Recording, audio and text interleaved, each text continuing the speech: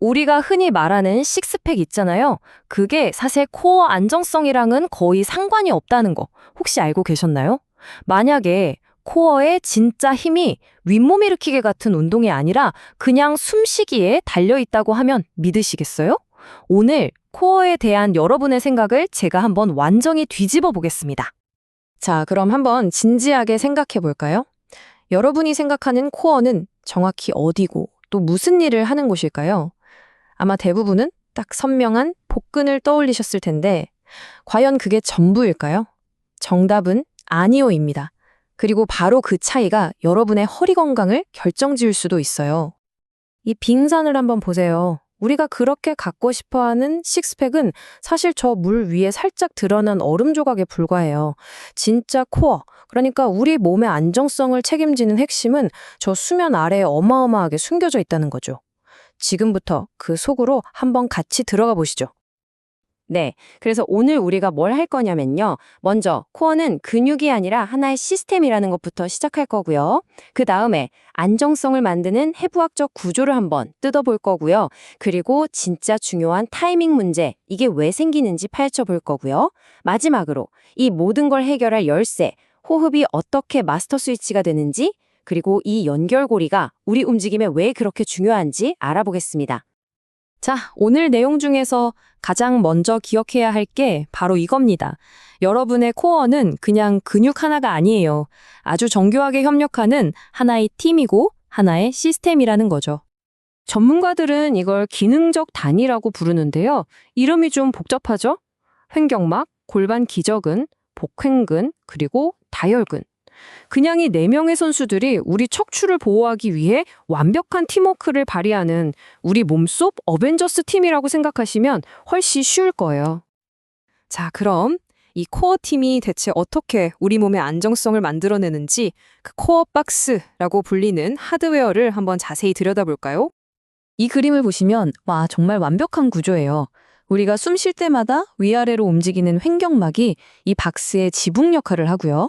그 아래에서는 골반기저근이 단단한 바닥을 만들어주죠. 그리고 복횡근이 마치 천연 코르셋처럼 허리를 360도로 쫙 감싸서 벽을 세우고요. 마지막으로 척추 바로 옆에 붙은 다혈근이 등 뒤에서 든든하게 지지해주는 겁니다. 완벽한 압력 용기, 그러니까 상자가 만들어지는 거죠. 이 상자 안에서 안정성을 만들어내는 마법, 그게 바로 복강내압, 영어로는 IAP라고 부르는 겁니다. 방금 말한 내 근육이 동시에 꽉 하고 조여질 때 상자 안의 압력이 확 높아지거든요.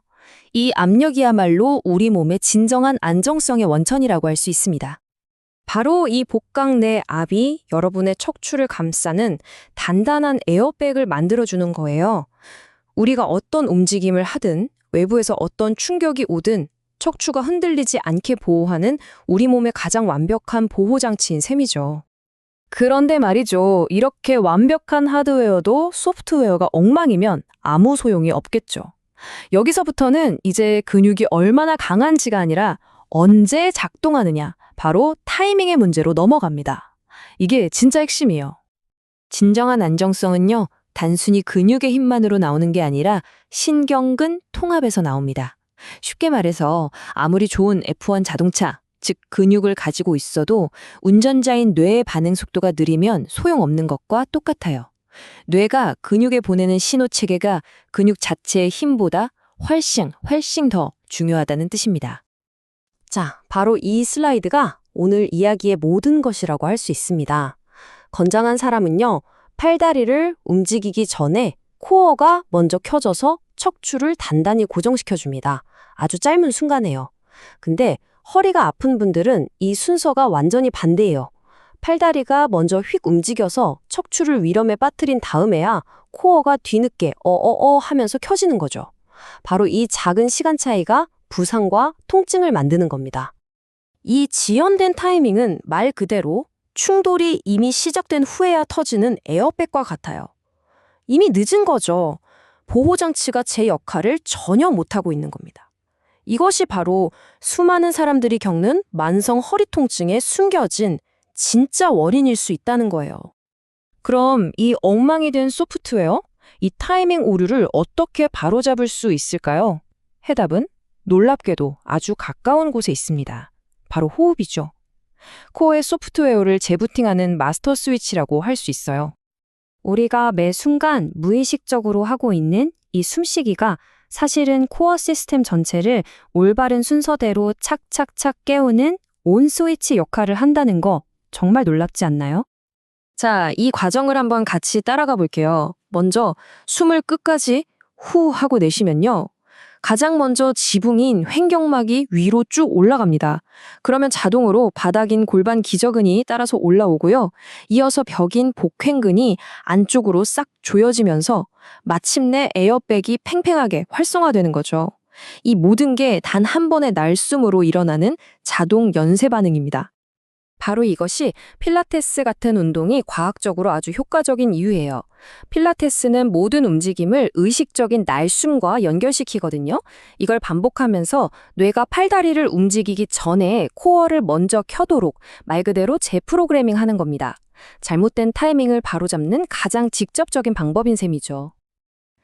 자, 이제 이 모든 연결고리가 왜 중요한지, 호흡에서 시작된 작은 변화가 어떻게 우리 몸 전체를 컨트롤하는 힘으로 이어지는지 한번 정리해 보겠습니다. 자, 오늘 내용 복잡했다면 이 세 가지만 기억하세요. 첫째, 코어는 식스팩이 아니라 4개의 부분으로 이루어진 시스템이라는 것. 둘째, 중요한 건 근육의 힘이 아니라 움직이기 전에 켜지는 타이밍이라는 것. 그리고 마지막 셋째, 이 시스템을 켜는 가장 강력하고 자연스러운 스위치는 바로 여러분의 날숨이라는 점입니다.